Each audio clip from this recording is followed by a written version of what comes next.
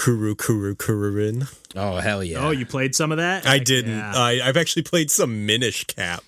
Nice. Okay, nice. I actually like- almost bought a little Minish Cap like pin today. I went back to that Toy Box Games today, so Yeah. I'll save that for the cast as well. But I was like killing some time before I went over to see my grandma, so I was like, Nice. I'll go check this out. And they had a Minish Cap pin, but it had like a little blemish on it. And I was like, But do you remember those pins in the back of the store, Randall? Yes. It Yeah, was they like had a that whole store bunch that of the different. older guy worked at. Yeah, they were nice pins too. Yeah, they were only $4 a Oh my piece. I didn't God. notice the price tag on those, so I bought a YoRHa one today. So Nice. Yeah. I was like, $4. It looked like perfect colors and Yeah. stuff. So I was like, I'm not complaining. I know it's not official, but who cares?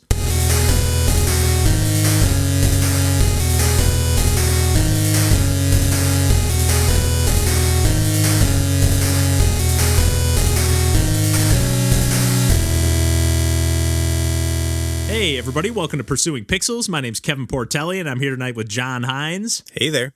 and Randall Nolery. Hey, folks.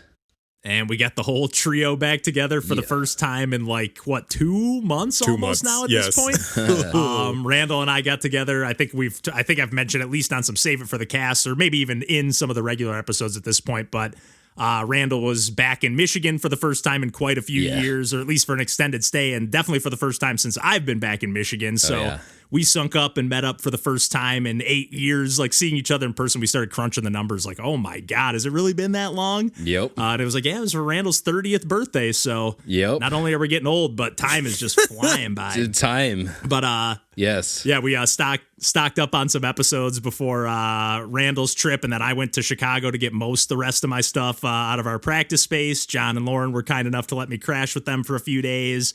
Our buddy Glenn was in town from Seattle, so I feel like there's just traveling all around. We bulked up on some episodes and whatnot, but because of that, we've all been doing quite a bit of gaming since the last time we sat down and talked and whatnot. So we got quite a bit of stuff to talk about and dig into here. So let's kick it over to John with some of what he's been playing on the Switch lately, which thankfully I got to watch some of this as well.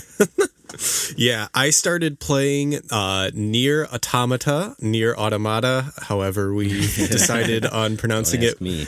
I'm just going to keep on calling it NieR for the Switch. And this was a game that I had thought for the longest time is like, well, I don't own any of the systems that it runs on, and I have an older gaming computer, so I won't be able to play this game, and I kind of just put it out of my mind. And then it was released on Switch out of nowhere, and I was very excited because this was a game that I've known for years would have been extremely up my alley, and I started playing it, and guys, guess what? It's extremely up my alley. Yeah, honestly, watching you play some of it was just like, oh man, this is even more of a John game than I realized, because it has a lot of elements that I like about it as well. I know I talked about this game like ages and ages ago on the podcast, but honestly now I'm like, I kind of wish I had it on my Switch so I could play it more conveniently. And I will say, just watching you play some, I was like, this thing runs smooth on the Switch. I think you could probably attest to that more than I can, having just seen a little bit, but I was impressed. I was expecting it to kind of be a dumbed down version. I played it on the PS4 and I was like, dang, this looks nice. Runs smooth.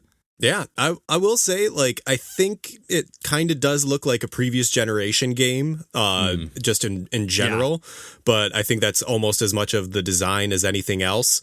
But I kind of went into this game without knowing a lot of specifics. That's awesome. Weird thing is that I kind of know a lot of the main story beats, which is a little bit of a bummer because it was again a game I thought that I was never going to play. So I was like, well, there's no sense in not following or any of the spoilers or not knowing what any of the discussions about it. But from the very beginning of the game, when it starts as a shmup level and then turns into an on-rail shooter and then turns into another shmup and then it turns into a 2D action platformer and then a 3D Muso battle all in the opening scene. That rules. Yeah, the tutorial is just look at all this shit we're throwing at. That yeah, rules. and I was like, okay, let's do this. Let's please keep throwing shit at me.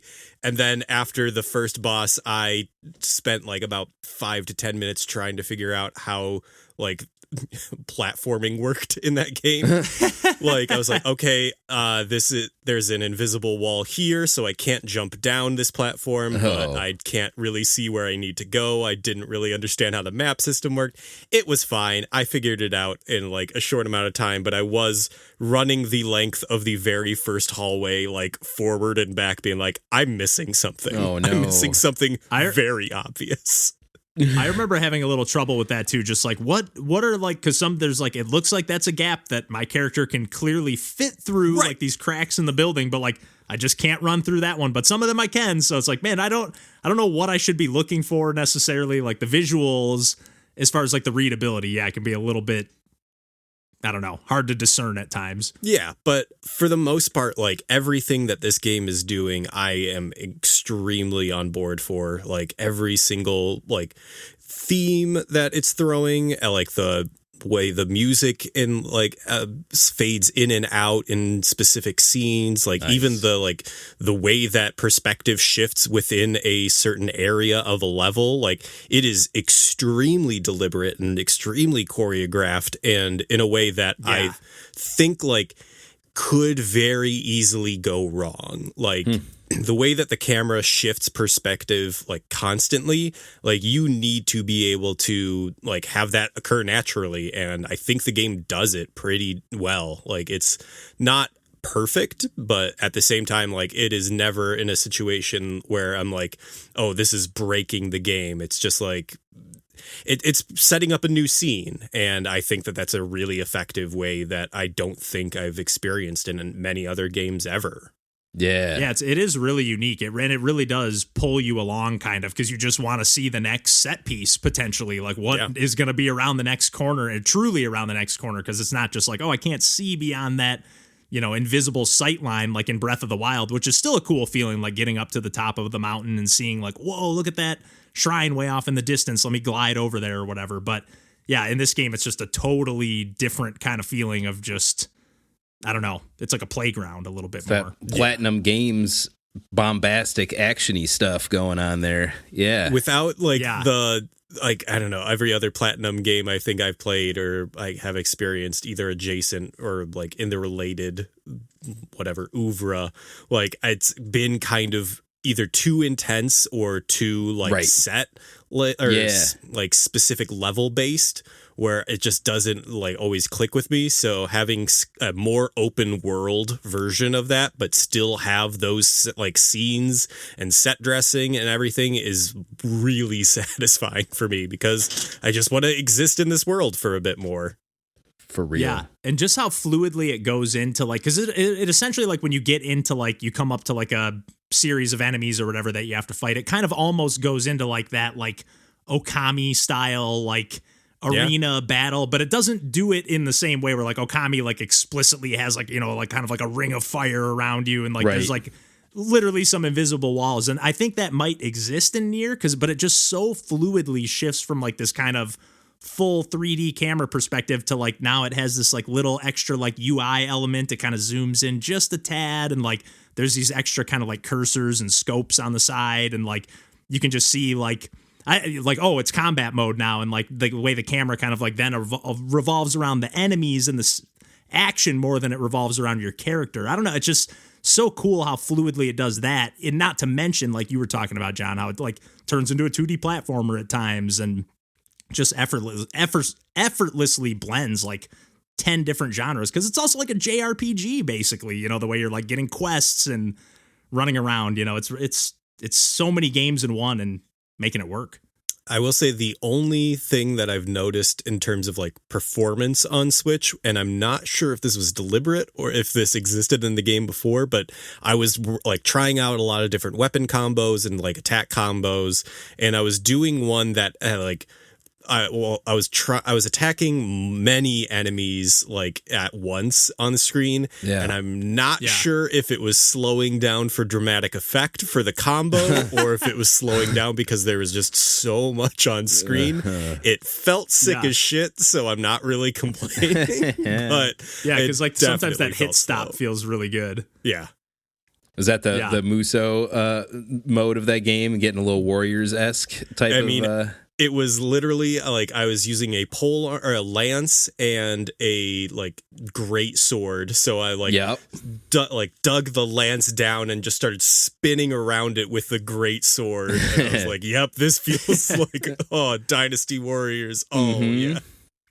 Yeah. It definitely, having watched you play some, like you were like getting to a point pretty much right, like where I started watching you was right about where I had left off. So like pretty much what I had seen was, picking up right about where I remember at least leaving off in the game. You were doing more because you're more of like a side quest hunter than I am. Yeah. So I'm like, oh man, there's a bunch of cool stuff that I missed, obviously. But it definitely had me like now back home in Michigan, I've got my Switch hooked up, and I mentioned recently I dug out my Xbox One, and then watching you play, I was like, maybe I got to dig out that PS4 and start playing some NieR, because it's a really cool game, unique, one of a kind. And I do kind of always forget that it is a sequel to the original game that's just called NieR on PS3. So yeah, I kind of forget that it's like a series. Like I wonder if they'll make a follow up to this game. And is it also like related to Drakengard? Ooh, good question. I don't know. Yeah, that's over my pay grade. I don't even know if I know what Drakengard is, other than I've heard of it. I don't know if it's just like lore like that has carryover, if it's like actually related in terms of like game. Like I feel like in the same way that like Demon Souls and Dark Souls aren't technically related, right? But like they're in very the clearly are shared like, DNA. Yeah. I'm pretty sure that there's a lot of like references to Drakengard in NieR. Okay. Yeah. But also, I could be thinking of a completely different thing that has Drake or Dragon in it, because that is a lot of games. Like things with dragons. I thought you were going to say Drake and Josh. Is that related to Drake and Josh? But have you gotten any further since I left Chicago, or just side quests, baby? I've been fishing. Nice, literally. Yes. Fantastic. Yeah, there's so much in this game. The first fishing's time a little that different. I went up to like a body of water and the little prompt came up that just said fish. I was like, this is the best game. Sorry, this is the best. Add fishing as a mini game to any game, and that's every perfectly game. Doesn't happy. matter what. Yes, honestly, any game, any game. I don't care if it's a It's soccer always game. a nice break. It's always a nice break. Yes, it's awesome. It's nice always break good. from the action. I don't even really like fishing in real life. I love fishing in video games. Yeah, no, fishing video games only. Yeah, it is. Oh man, but yeah, I guess are you good to move on from there, John? I'm sure we'll probably maybe hear some more follow-ups, because if you do end up finishing and seeing this game through, I don't want to speak for Randall, but I wouldn't mind hearing some spoilers, because I'm like, this is just an interesting game. I'm just like, I want to know more about the situation and how it goes, because I know you reminded me, I think you had mentioned to Lauren or something while you were playing, like it's, or maybe we just were talking about it in passing, but like it is a game you're meant to play multiple times and have like the story is a little different every time you play through it, and like you might even play as different characters. I can't remember what I remember reading about the game, but I know you're like intended to see the story through multiple times. Spoilers. Oh man.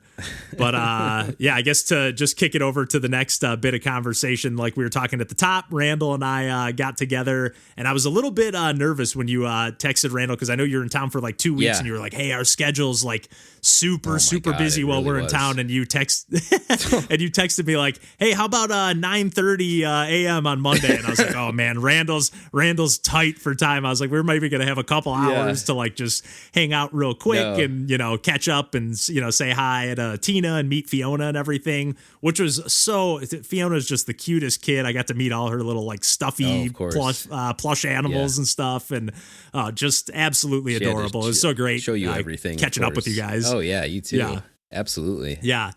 And so I was beyond pleasantly surprised when we ended up hopping in the car and like ended up probably for like 7 or 8 hours just cruising around. Yeah, exactly. I was like, Randall was prepared. He had like an itinerary pretty much. Like I had done just a quick scouring. Like, I wonder if there's a couple new game stores or any game stores, since I moved away to Chicago, like 15 years ago. I kind of got used to the 2 or 3 stores we had in Chicago that I'd go to and that I liked, but kind of got overpriced. And, you know, being in a big city, you're just like, I don't know. I just got kind of used to like, okay, I've fleshed out a good chunk of my retro collection from back when Randall and I used to hunt like crazy. And then, picking up stuff in Chicago and ordering stuff online. So it's like I kind of got a little bit out of that phase. But with Randall back in town, it was like, we got to go hunting. And we ended up finding like 7, 8, I think maybe even 9, because there were a couple stores we didn't end up going to.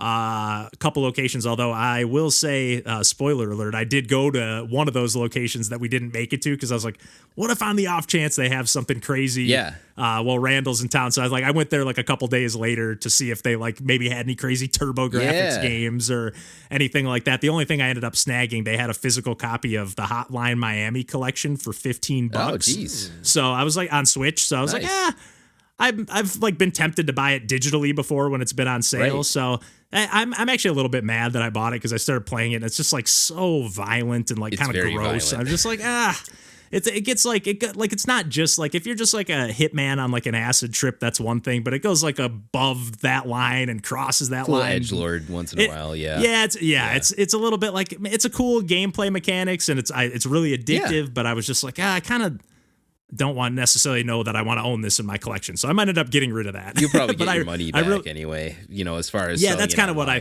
think you'd probably do. That's kind of what I thought.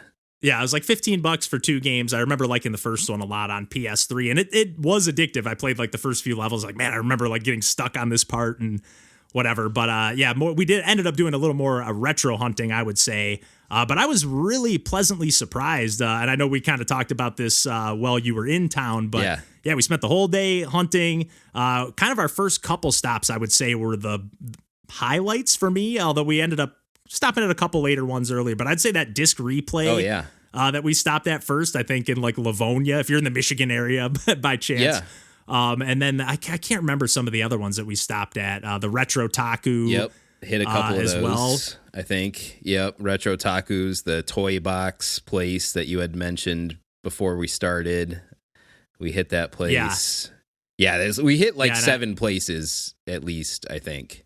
And we got a pretty good haul. Like now I'm trying not to spend a ton of money. I just moved back home recently. I haven't been working and just been focusing on my health primarily. So I'm like, okay, I'm not going to obviously splurge on these retro retro purchases or whatever. But with the retro prices we've talked about on the podcast before, how they have just skyrocketed over the last like decade or so. So I was honestly expecting to buy nothing when we went out. Like maybe I'll buy some random like, just something just to like, I had fun. Yeah. Here's a little souvenir to remember hanging out with Randall when he was back in town or something like that. But I was really pleasantly surprised. And again, I don't want to speak for you, Randall, but I think, we talked about this a little when you were in town. It's like, man, the prices were really, really reasonable across the board. Even the stuff that was pricey. Yeah. It was like a fair pricey, It wasn't like, this is $500 when it, like I remember at a point in time, I was going to one of the stores in Chicago and they had like copies of Super Mario World for like $55. And it's like, okay, like I get this is like a game that people want, but come on now. One of the most this is a game games. You can't get in any other form. Yeah. Right. Right. Not to mention that it came with the system essentially. Yeah. Like there's so many cartridges floating around of that. Yeah. It's not like it's hard to come across. Right. So I got kind of disheartened with the retro collecting, and I guess I didn't really buy any retro games for the most part. Although I did end up going back to that toy box game. So the reason I actually went by it, I mentioned before we started recording that I picked up a Wario pin. Yeah. But the reason I went back is because I was actually looking when we were there. They had that game Metal Combat. Yeah. Remember that guy that was there? Like that customer was just talking to us. Like, he saw us like mentioning it. Yeah. He's like, that's a Super Scope game, and it's made by Intelligent Systems, the guys who made Fire Emblem. And I was like, you know what? I forgot that these games were made by them. The original game is called Battle Clash, and I actually like posted a little picture of my haul today, and apparently there's a third game in that trilogy called Bazooka Blitzkrieg. And these are all like Super Scope games. Was that released for the in North Super America? Nintendo. That I don't know, but I did look it up. I thought the person was just joking around, like, hey, it's a trilogy, and just like making dumb names up. But wait, I was like, no, Battle Clash is real, so maybe this Bazooka Blitzkrieg is real. Yeah. And it had box art and everything. Yeah, I didn't think to check if it was North American or not. But But nonetheless, I was like, oh, he was kind of like the guy at the store was kind of describing it to us like, oh man, there's like a bunch of like really cool like cutscenes and really great character art, and kind of like described it almost like, you know, a Fire Emblem-esque, you know, like storyline or whatever. Right. But I don't know, just like the way he pitched it. And I was like, you know what? I kind of, after when we left that store, I was like, I totally forgot to buy that game. It was only like $7. So I went back there today to pick that up. Because again, all these places we went to were within a 30-mile drive or a 30-minute drive from where I currently am staying with my parents. And Randall ended up staying a 10-minute drive away from where my parents are. So like the way that this all just worked out was so perfect. Yeah, honestly.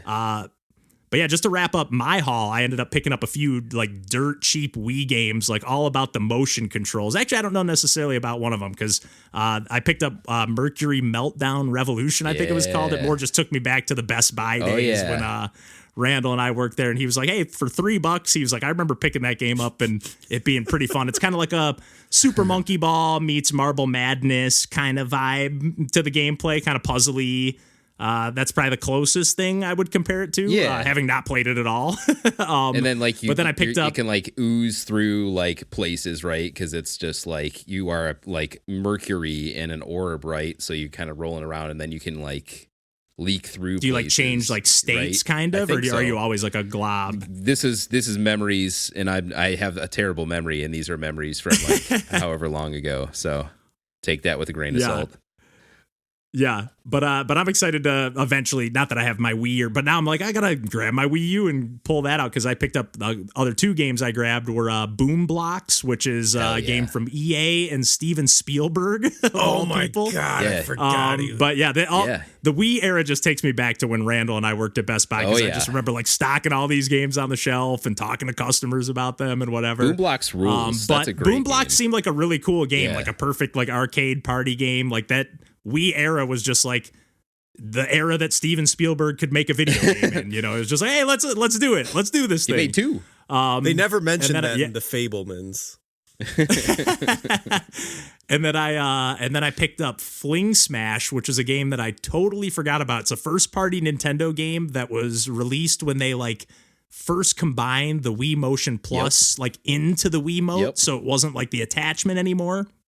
And this is like a game that was bundled with that, you know, Wii Motion Plus Wiimote or whatever. But obviously I got it used and it was like a $3 or $4. So I was like, oh, you know what? This is a first party Nintendo game that I've never played.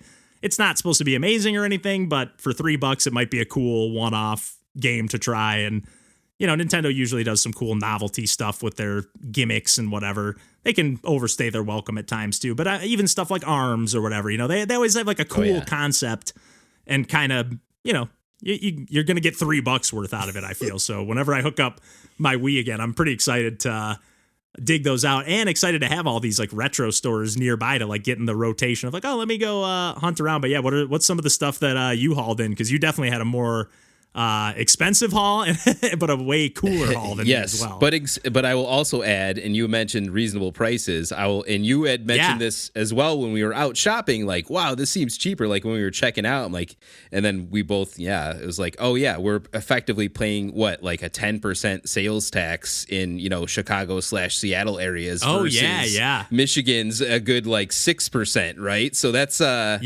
adds up. It makes a difference, especially when you're buying, you know, if you buy a few decently priced games. Yeah, that adds up.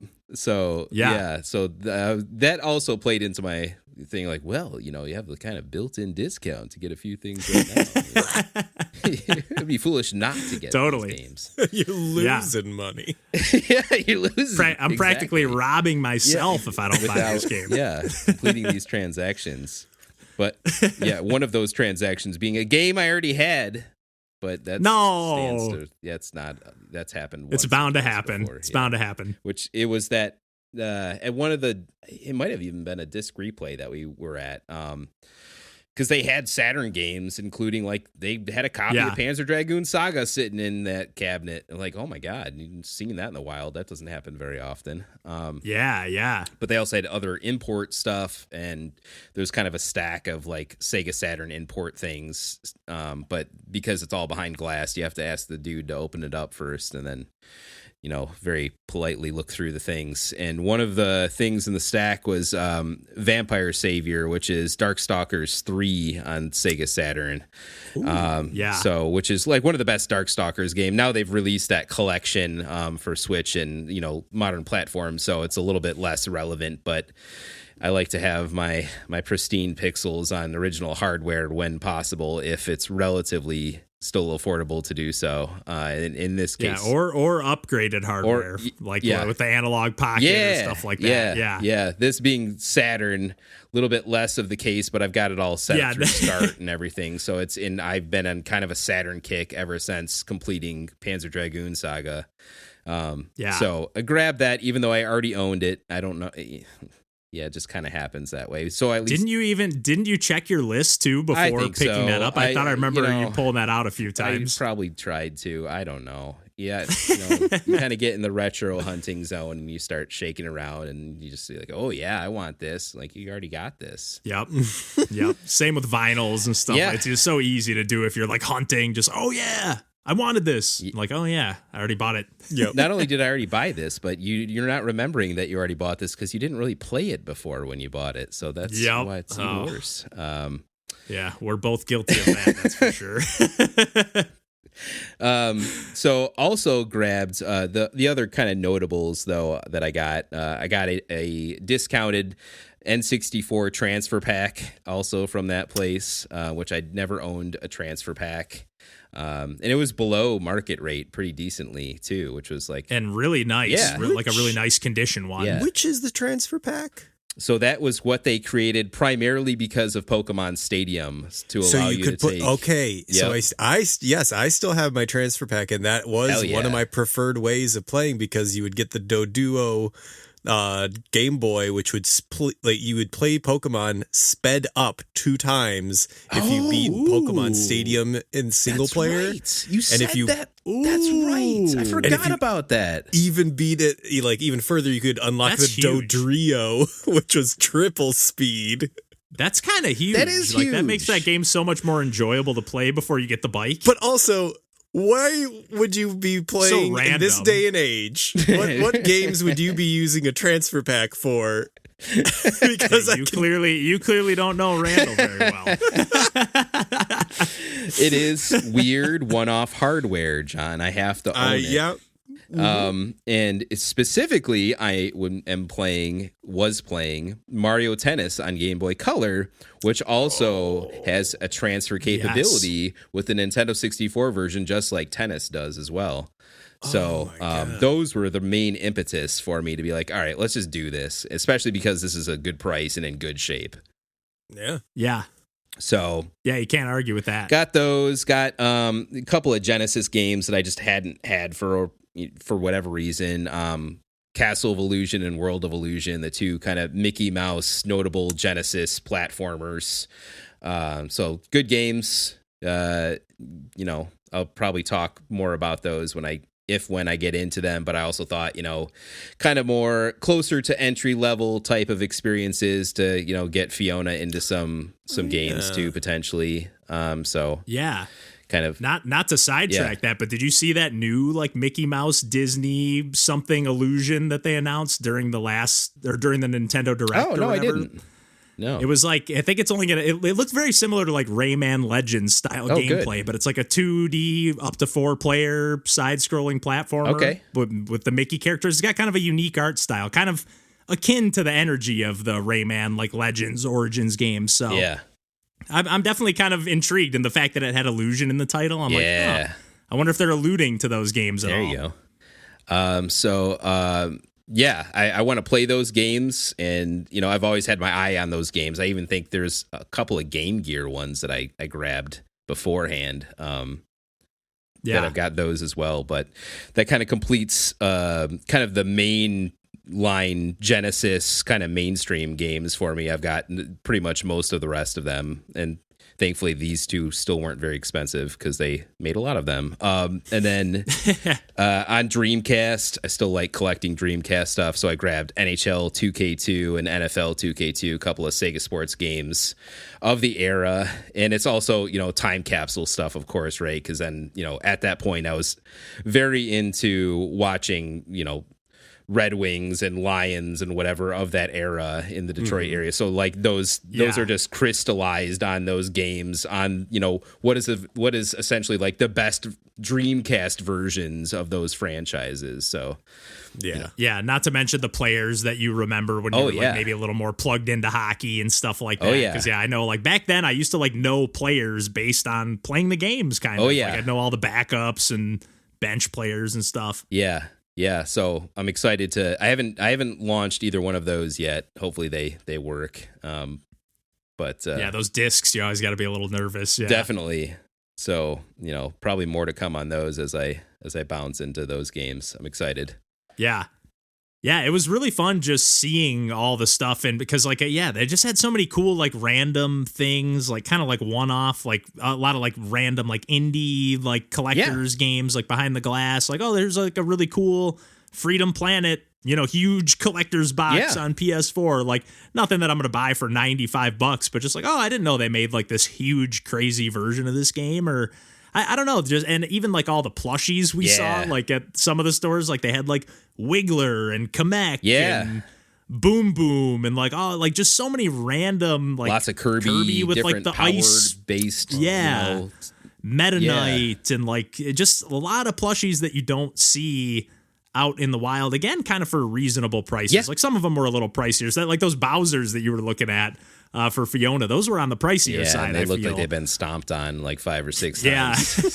It looked like the one that you sent in the Discord chat. I was like, okay, this looks like you found a better one. That guy than the was ones crispy comparatively. He was surrounded in plastic wrap, so that helps his cause, I think. Yeah, and you know, it's funny, the reason I ended up going to I guess the other thing I got that I forgot to mention too is they had I almost feel like this was mismarked, kind of similar to that Hotline Miami collection. I feel like they just put maybe the wrong price tag on it, but they had for $16 they had the Samus and Emmy amiibos for Metroid Dread. Yeah, those amiibos. And it was $16. I was like, I can't not buy this. Like it's just.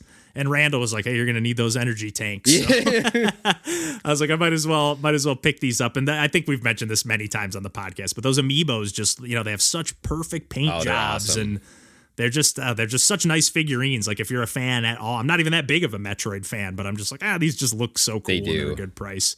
I got to grab them. And then, the reason I ended up going back to the Retro Taku, because when we were at the one, they had a couple locations, and they mentioned, hey, our other location is the bigger one, and it has like.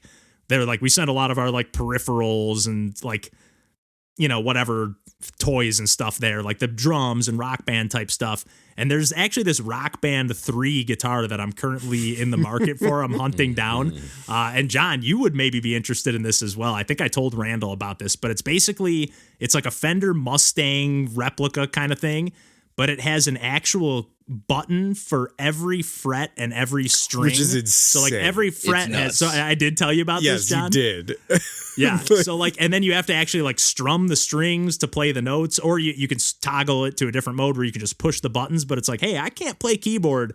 And people were talking, I saw it on like a TikTok or something. Somebody's like, hey, I just bought this thing and it's a MIDI controller and I'm using it to do this. I'm like, oh, hey, because I'm always like, everything I can ever do, like with electronic music or, you know, digital music or whatever, is decently primitive or limited to what I can do on the keyboard.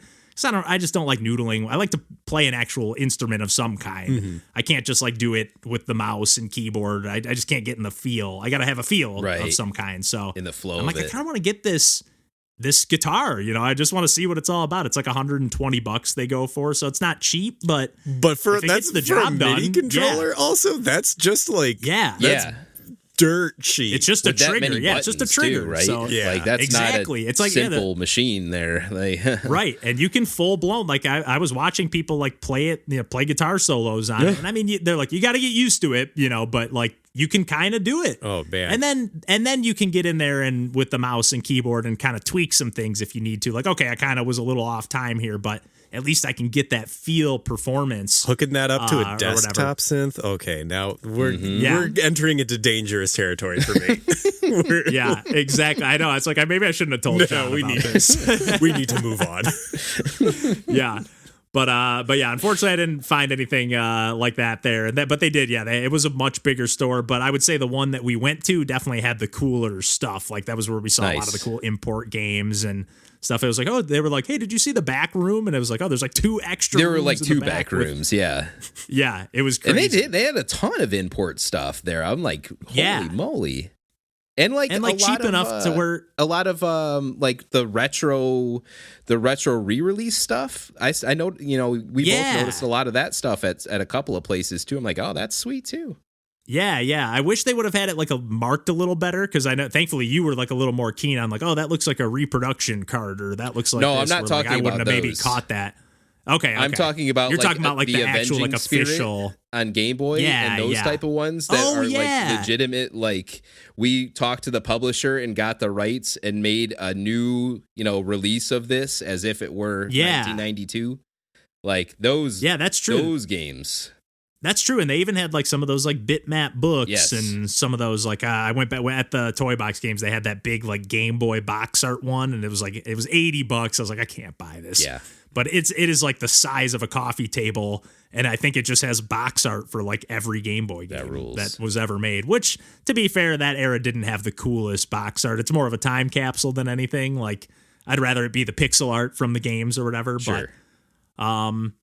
But yeah, I don't know. I'm sure we'll end up digging into some of these retro games or mentioning these shops and whatever in the future. But yeah, it was just so great catching up. And whatnot, and just awesome. doing like we always do. Got some Boston Market to wrap up the evening, and hung out and actually got a little hands-on time with Randall's Analog Pocket. Playing some Tobu Girl Deluxe, which it took just like a second to get used to the Analog Pocket. But like once I got the right grip with my fingers, like on the shoulder buttons, like not trying to use it with my fingertips and just kind of like cradling it under the curves of my fingers a little bit better.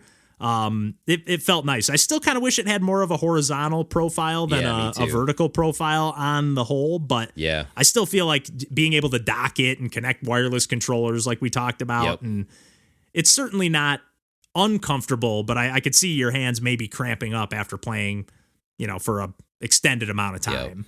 That screen though, is just oh my gosh, unbelievable.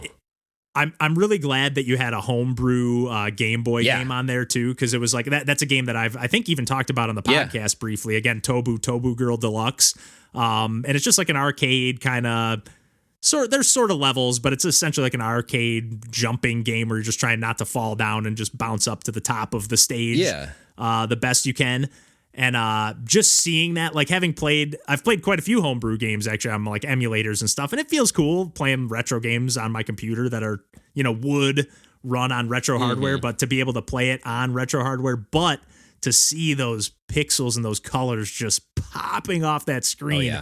Again, I know we've talked to like the Game Boy Advance like has like a little bit more of a widescreen. It doesn't take full advantage of that full screen real estate. So yeah, being able to play this homebrew Game Boy Color game that, pushes the boundaries maybe a little bit more than Game Boy Color games were able to do back in the day. Maybe just a tad, just because, just a little more efficiently coded or whatever. I don't know, but it just looks so crispy, so nice. It felt great playing it on a real handheld system. Yes. But yeah, to just dive into a little bit of other stuff that we've been doing lately. I think we've all been playing some Nintendo Switch Online multiplayer stuff, or Randall, I know you mentioned playing some Mario Tennis on Game Boy Color.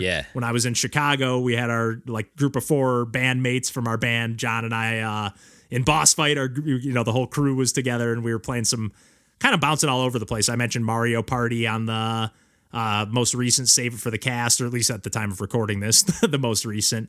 But yeah, we played a bunch of Mario Tennis. I feel like we got kind of hooked on Mario. We got kind of hooked on everything. Yeah, every one was just like I think the only one that we like bounced off like pretty quick was, well, Dr. Mario was late in the night, and I think we were all kind of tired, and like that one was a little bit hard to set up. But other than that, like I think we only played like one round of like GoldenEye. I was gonna say that's the only one we kind of bounced off. Wow. Just like, yep, this game is not as good as I remember it was, or the memories are fond, but I don't really care to ever play this game again. Which, surprising compared to how much fun we had with Winback. Yeah, exactly. Was the jankiest, like third person, like proto Gears of War tech demo. It's ambitious. Essentially. It's ambitious. Yeah. It was really good. Like, I love like a third person shooter. Yeah. And I really enjoyed how like that managed to control, at least like with the way that like, the C buttons were mapped to it. And like we went in without knowing any controls on purpose. Like we like all kind of figuring it out as we played. So like the first match was us like just yelling and like trying like trying to keep like with the little information that we like were able to glean from the other players. So like, well, one of us is like just crouching and running away while the other one is like only shooting in one direction. And like, it was just absolute chaos the first round. But then like after, in between each round, we kind of would like, share some tips. Yeah, it'd be like, okay, this is how this game controls. And like that was really fun because by the time that we got to like the fourth or like fifth round of whatever, like we were like, I don't know, I think it was just random locations that there was no level select. Like, so, and oh man, the like character models, like the like polygons are just clipping through them and like the most awkward textures. Like it is a bonkers game, but it was super fun for, just for friends completely messing around and not having any real. Y'all had like a rental game experience, basically. Yes. Like, no manual. We're just going to throw this thing in the system and just kind of figure it out. And that risk reward of like, so basically like obviously people can see you, you're not invisible, but like if you're hidden, they can't see you. But like as soon as you aim, you like immediately get this like laser sight that like kind of gives your position away. So you like really have to kind of think about, okay, I got a clear shot. Like, I'm going to go for this now. Like, once we started getting a little serious, and like, Mikey's like, hey, I figured out how to cover on the wall. Like, oh, you can crouch. But like, yeah, it kind of worked like it essentially, like playing it on the Switch, it essentially worked like a twin stick shooter, sort of. Right. Like, you could just pan the camera right and left with the right stick. It worked really well playing it on the Switch. And then, we played quite a few rounds of Mario Tennis. Oh, yeah. Just kind of rotating up like the teams and stuff like that. Yeah. That game is so addictive. It's such so hard. No, like Mario Tennis on the 64 might be like the best version. It's excellent. That. Yeah. It's close. I do love the Switch version, but it's hard to,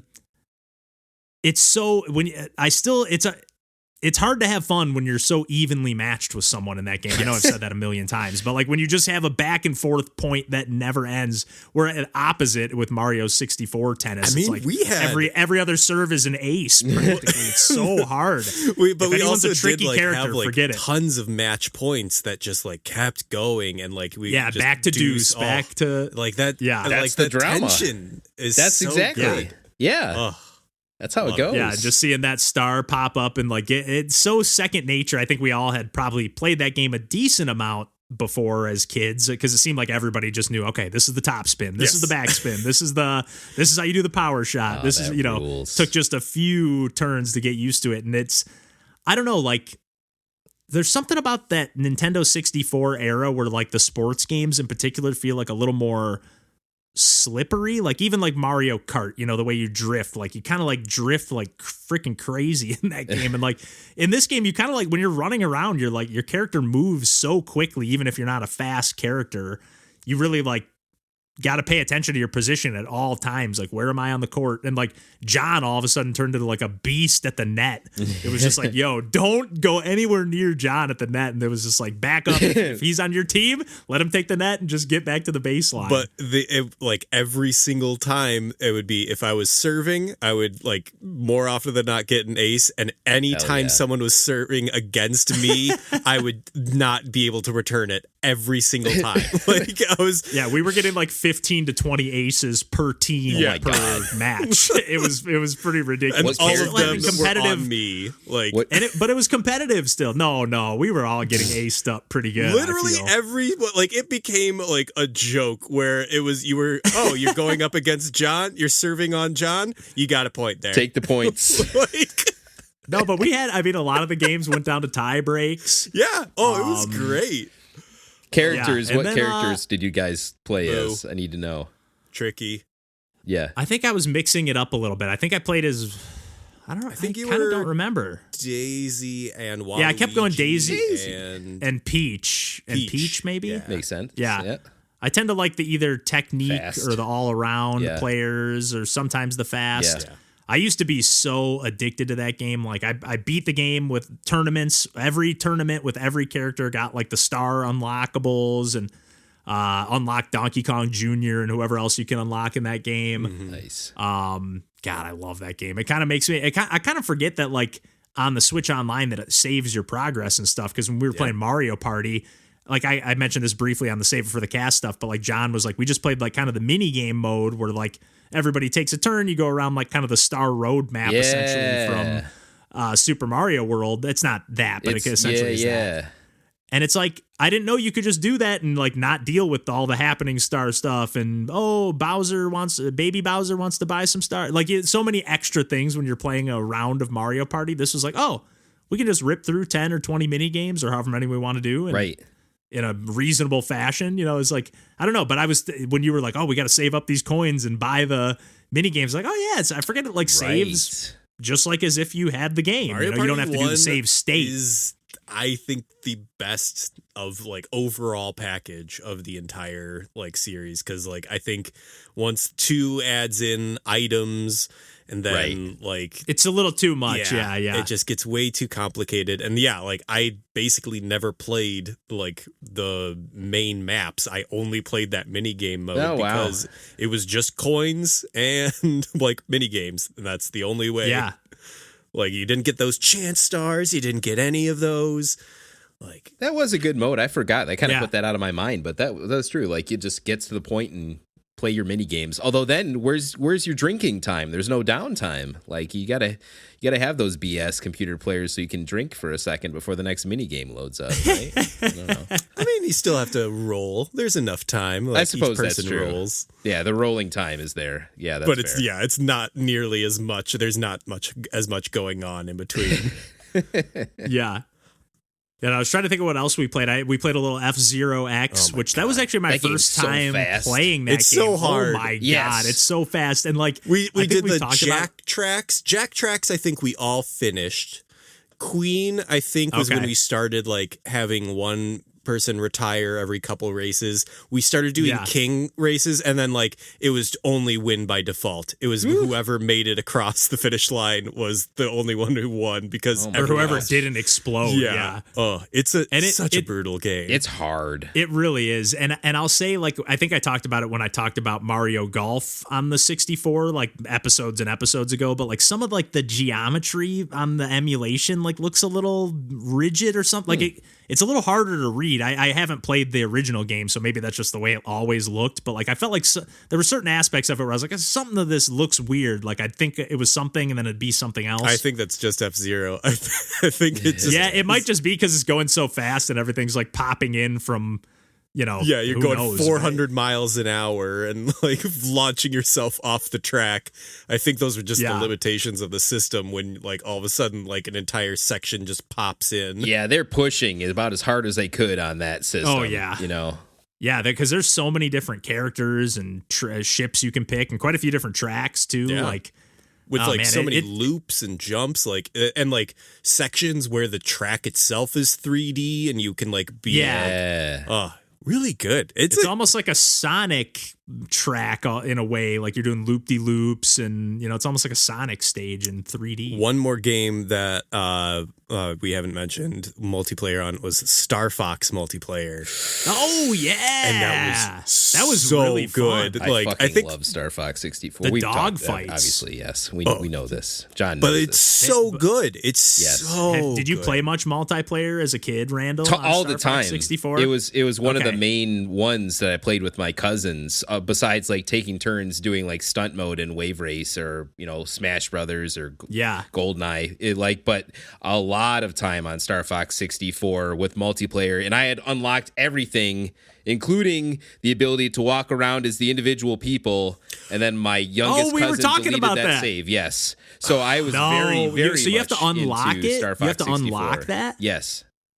Okay, because I thought it was like a code or something. On every stage, or is it something? Yeah, I think so. I think you're right. There was a code involved too, but you definitely had to medal each stage to unlock certain stuff in multiplayer. God. I think maybe the tank, if that's the case, if the people were a code. It was something to that effect.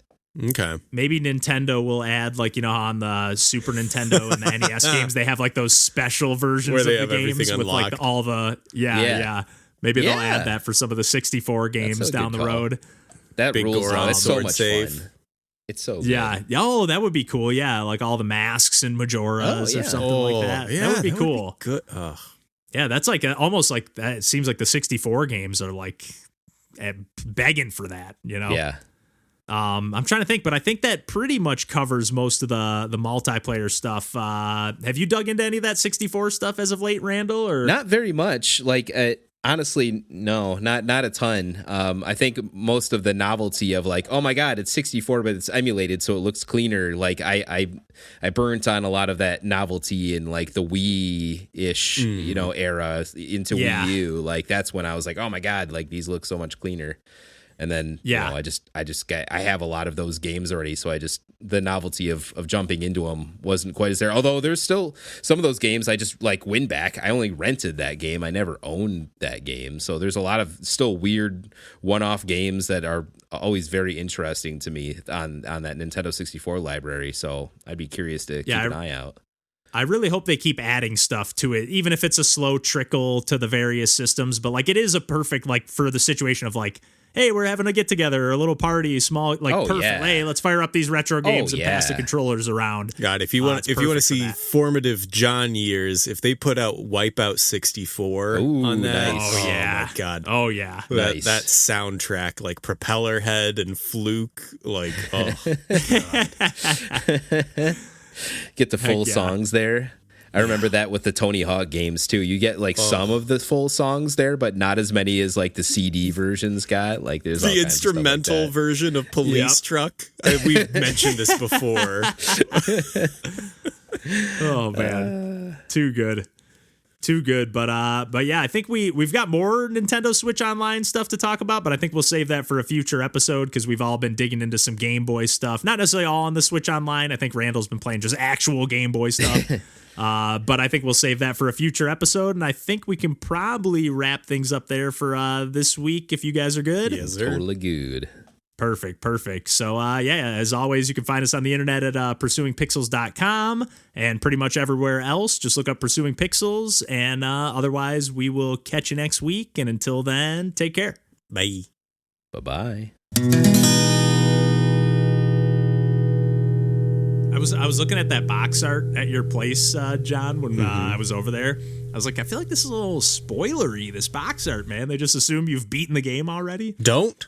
But mention anything because I don't know anything. You know more than me. You're already further than me in the game. Yeah. But I just feel like just looking at the cover, I was like, I feel like this maybe alludes to something that happens later in the story or something. I don't know. I don't know either, but I'm just speculating. I'm speculating over here. See, speculating spoilers.